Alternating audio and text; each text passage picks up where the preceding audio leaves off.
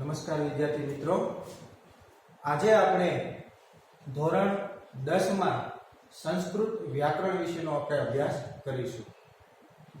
આપણે સંસ્કૃત વ્યાકરણને ધોરણ 8 માંથી લઈ અને અત્યારે 10મા ધોરણ સુધી આપણે આ સંસ્કૃત વ્યાકરણ જે છે એનો આપણે અભ્યાસ કરતા હોઈએ છીએ। ખાસ કરીને એમાં જે વિદ્યાર્થી મિત્રોને જે ગ્રામર આવે છે એ ગ્રામરમાં ઘણી બધી તકલીફો પડતી હોય છે। એનું કારણ એ છે કે આપણે ગ્રામરને જે છે એ જોઈ જેવી રીતે આપણે સમજીએ છીએ એ પૂરતો આપણે અભ્યાસ કે એમાં પ્રયત્ન કરતા નથી હોતા।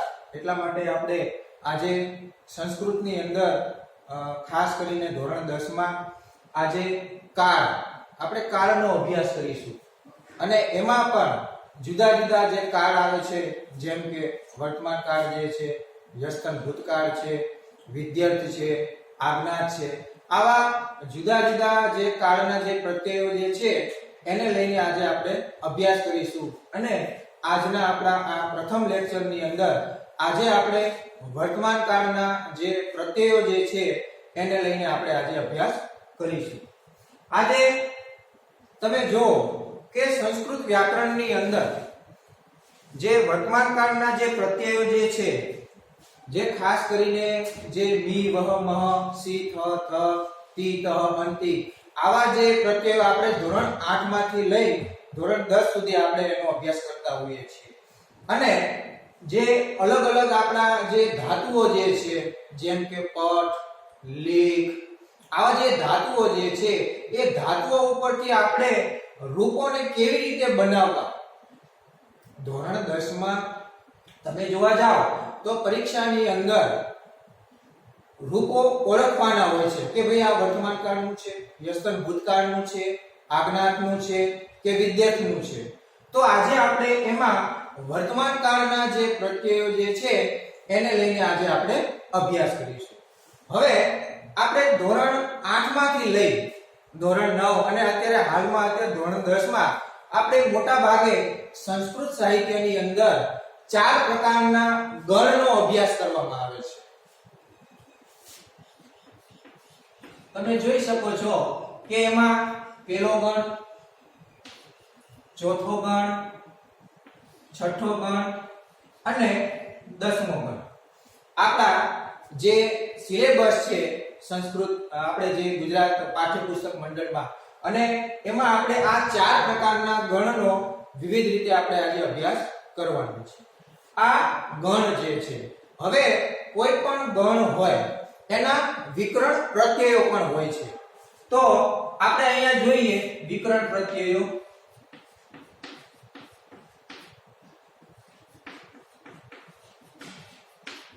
તો આ ગણ જે છે, પહેલો ગણ, પહેલા ગણનો વિકરણ પ્રત્યય છે અ,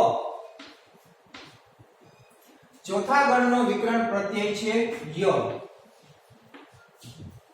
છઠ્ઠા ગણનો વિકરણ પ્રત્યય છે અ અને 10મા ગણનો વિકરણ પ્રત્યય છે અય।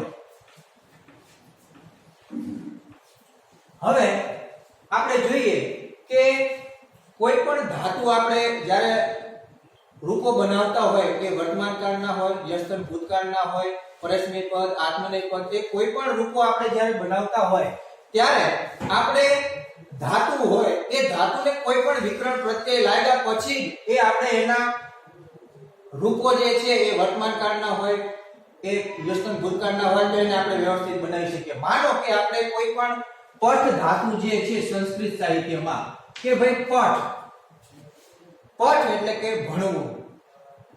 હવે અહીંયા આપણે જોઈ શકો છો કે આ પઠમાં આ ઠ છે એ હલંત છે। હલંત એટલે કે અડધો, જેને આપણે ગુજરાતી ભાષામાં જેને આપણે અડધો, કે આ ઠ છે એ પૂરો નથી, એ અધૂરો છે।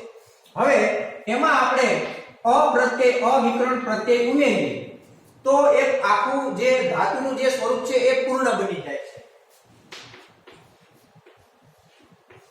આ બન્યું ધાતુનું પૂર્ણ રૂપ પઠ।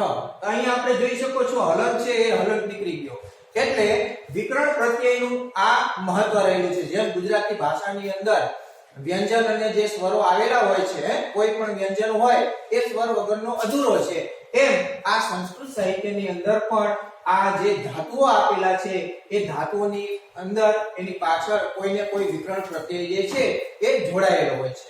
અહીંયા આપણે વાત કરીએ જે ગણ જે છે જુદા જુદા, પહેલો ગણ, ચોથો ગણ, છઠ્ઠો ગણ અને 10મો ગણ, આ અલગ અલગ જે ગણ છે એના જુદા જુદા જે વિકરણ પ્રત્યયો છે એને આપણે યાદ રાખવાના છે. પહેલા ગણ જે છે એનો વિકરણ પ્રત્યય અ છે, ગણ ચોથો છે એનો વિકરણ પ્રત્યય ય છે, ગણ છઠ્ઠો છે એનો વિકરણ પ્રત્યય અ છે અને ગણ 10મો છે એનો વિકરણ પ્રત્યય અય છે. હવે આપણે આજે વર્તમાન કાળ ના જે પ્રત્યયો જે છે એને આજે આપણે અભ્યાસ કરવાનો છે, એને લઈને આપણે ભણવાનું છે.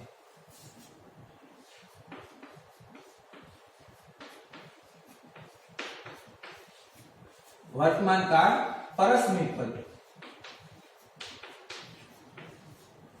હવે વર્તમાન કાળ જે છે એને લટ લકાર તરીકે પણ ઓળખવામાં આવે છે.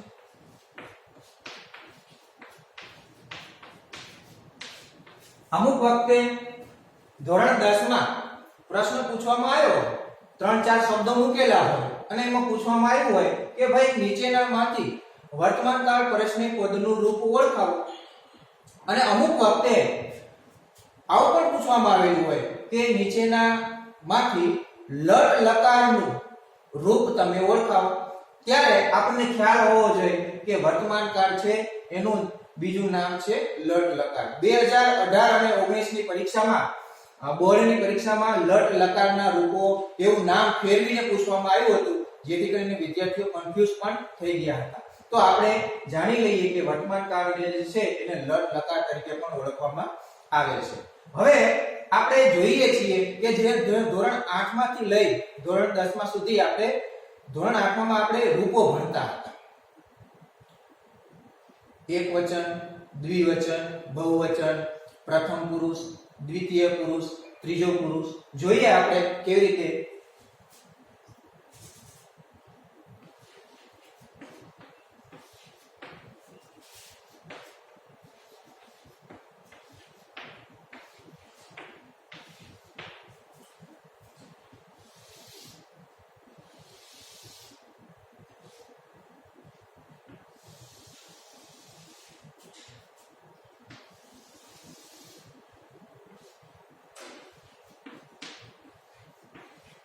પ્રથમ પુરુષ,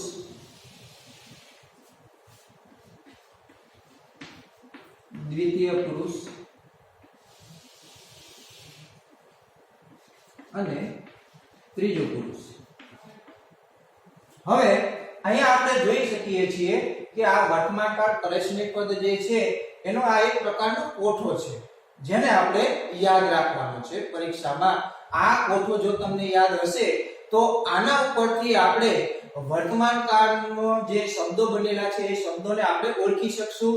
આ વર્તમાન કાળનો જે કોઠો જે છે એના જ ઉપરથી આપણે કોઈ પણ ધાતુ હોય એ ધાતુના રૂપો આપણે બનાવી શકીએ, લખી શકીએ અને પરીક્ષામાં ઓળખી શકીએ.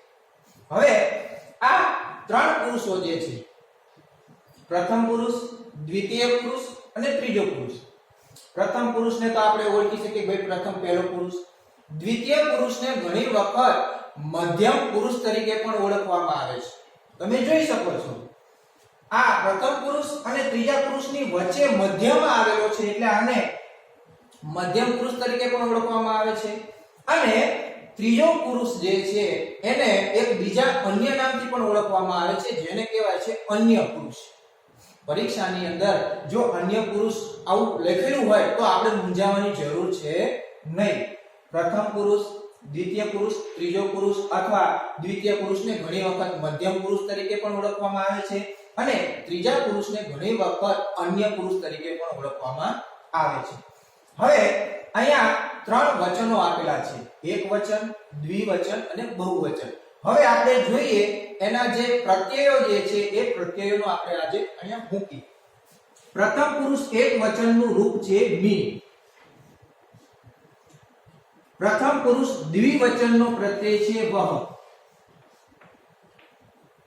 અને પ્રથમ પુરુષ બહુવચનનું રૂપ છે મહ.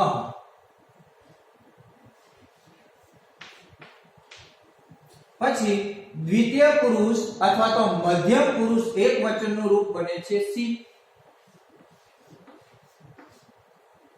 દ્વિતીય પુરુષ દ્વિવચનનું રૂપ બને છે થ. અને દ્વિતીય પુરુષ બહુવચનનું રૂપ બને છે થ. ત્રીજો પુરુષ એકવચનનું રૂપ બને છે તી. ત્રીજો પુરુષ દ્વિવચનનું રૂપ બને છે તહ. અને ત્રીજો પુરુષ એનું બહુવચનનું રૂપ બને છે અંતિ. તો હવે આપણે જોઈએ કે આનું ઉચ્ચારણ આપણે કઈ રીતે સંસ્કૃત સાહિત્યમાં કરવું. અહીંયા આપણે જોઈ શકીએ છીએ ત્રણ એના પાર્ટ પાડેલા છે. પ્રથમ પુરુષ, દ્વિતીય પુરુષ, ત્રીજો પુરુષ. આ બાજુ એકવચન, દ્વિવચન અને બહુવચન. તો મી વહ મહ, સી થહ થ, તી તહ અંતિ. હવે આ થયા વર્તમાન કાળ પરસ્મય પદના પ્રત્યયો. હવે આપણે જોઈએ કે હવે આપણે કોઈ ક્રિયાપદ જે છે એ ક્રિયાપદને આપણે એને આ વર્તમાન કાળના રૂપોમાં આપણે પરિવર્તન કરવું હોય, એના રૂપો બનાવવા હોય તો એને કેવી રીતે બનાવાય? આપણે હમણાં વાત કરી ગયા કે આપણા સંસ્કૃત સાહિત્યની અંદર 4 પ્રકારના જે ગણો છે જુદા જુદા. માનો કે પહેલો ગણ, ચોથો ગણ, છઠ્ઠો ગણ અને 10મો ગણ. હવે આ પહેલો ગણ જે છે એનો વિકરણ પ્રત્યય તો અહીંયા આપણે જોઈ ગયા અ. હવે માનો કોઈ ધાતુ લઈએ, ખેલ.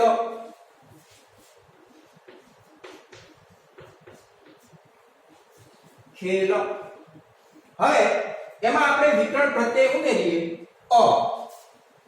અહીંયા વિકરણ પ્રત્યય અ ઉમેરાણો તો આખો મૂળ ધાતુ એક રૂપ બની ગયું ખેલ. આ ધાતુ અહીંયા પૂર્ણ થયું. ખ્યાલ આવ્યો આપણને? આ પ્રથમ ગણ જે છે એનું કોઈ એક ધાતુ છે ખેલ, એનો વિકરણ પ્રત્યય અ ઉમેરાણો એટલે અહીંયા પૂર્ણ રૂપ બન્યું ખેલ. હવે આપણે ચોથા ગણની આપણે વાત કરીએ તો કે નૃત. આપણે એક શબ્દ છે નૃત. નૃત એટલે કે નાચવું. હવે એનો વિકરણ પ્રત્યય છે ય. તો આપણે અહીંયા ય ઉમેરીએ તો આખો શબ્દ બની જશે નૃત્ય. હવે અહીંયા થોડુંક સમજવાનું છે કે સાહેબ તમે પેલા ઓલામાં ખેલો એ લ છે એ ખોડો છે કારણ કે એ પૂરો નથી. એમાં વિકરણ પ્રત્યય આ અ સ્વર એ ઉમેરાતા પૂર્ણ શબ્દ બન્યો ખેલ. હવે આ ચોથા ગણનો એક ધાતુ જે છે નૃત. હવે નૃતમાં તમે જોઈ શકો છો તો ત છે એ વ્યંજન છે અને ય છે એ પણ વ્યંજન છે. અહીંયા આપણે ઉપર જોઈ ગયા તો લ છે એ વ્યંજન છે અને આ અ છે એ સ્વર છે એટલે વ્યંજનમાં સ્વર ભળી ગયો અને પૂર્ણ રૂપ થયું ખેલ. પણ અહીંયા તમે જોઈ શકો અહીંયા એવું નહીં થાય. અહીંયા આ ત છે એ પણ વ્યંજન છે અને ય છે એ પણ વ્યંજન છે. એટલા માટે આ ત છે એ અર્ધ સ્વર બની જશે એટલે નૃત છે એનું બની જશે નૃત્ય. ત્યાર પછી આપણે વાત કરીએ તો છઠ્ઠો ગણ. એમાં આપણે એક કોઈ ધાતુ લઈએ, દાખલા તરીકે લીક. તો એનો વિકરણ પ્રત્યય અ ઉમેરીએ અને આખું ધાતુ રૂપ બની જાય લીખ. લીખ એટલે લખવું. લીખ એટલે લખવું. ત્યાર પછી આપણે 10મા ગણમાં વાત કરીએ તો કથ. કથ એટલે કહેવું અને એનો વિકરણ પ્રત્યય અહીંયા ઉમેરાનો અય.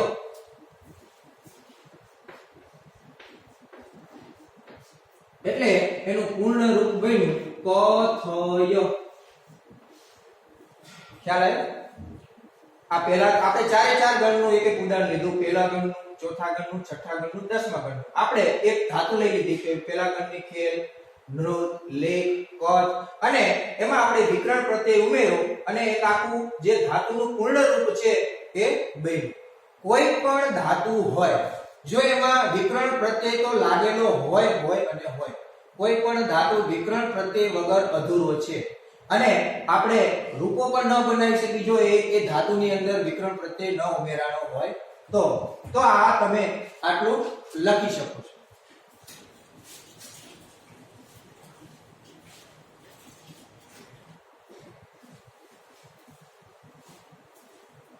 ઓકે, તો તમે લખી નાખેલું હશે. હવે આપણે આ જે ધાતુઓ જે અહીંયા આપણે રૂપો બનાવ્યા એના ઉપરથી હવે આપણે આ વર્તમાનકાળ પરસ્મય પદના આપણે રૂપો કેવી રીતે આપણે શીખવા અથવા કેવી રીતે આપણે એને તૈયાર કરવા. ખ્યાલ આવે? અહીંયા આપણે ખેલ છે તો એ ધાતુને હવે આપણે આ પ્રમાણે વર્તમાનકાળ પ્રમાણે આપણે રૂપો બનાવતા શીખીએ. હવે તમે વિદ્યાર્થી મિત્રો હવે તમે કહેશો કે સાહેબ હવે અમને રૂપો બનાવતા આવડી ગયા.